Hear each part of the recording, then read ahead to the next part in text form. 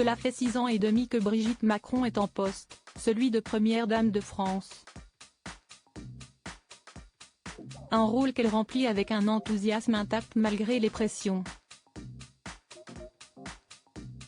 Preuve en est avec le dîner du Forum de Paris et sa rencontre avec son homologue ukrainienne, deux événements qui ont eu lieu le même jour. La semaine était particulièrement intense pour Brigitte Macron, remarquée déjà lors de la journée consacrée à la lutte contre le harcèlement scolaire. La première dame de France assure avec enthousiasme et énergie son rôle pour le deuxième quinquennat de son époux et l'émission ne manque pas. Ainsi, on a pu la voir au summum de l'élégance pour le dîner des chefs d'État à l'occasion du 6e Forum de Paris sur la paix le 9 novembre 2023. Dans une robe mi-longue noire fluide et des hauts talons de la même teinte, elle a accueilli chaque personnalité invitée avec la courtoisie qu'on lui connaît. Bises, poignées de main et embrassades se sont succédées devant les objectifs.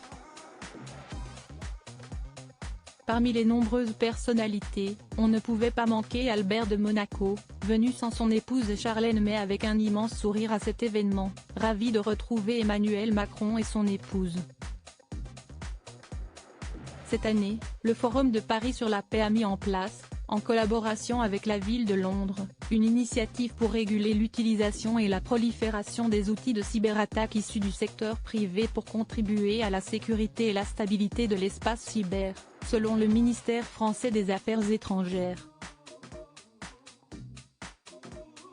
L'objectif est de faire face au risque avéré d'un marché non régulé, selon un responsable du Quai d'Orsay. Une première phase exploratoire est prévue dans le cadre du Forum sur la paix avant une conférence dédiée en 2024 au Royaume-Uni et une seconde en France l'année suivante.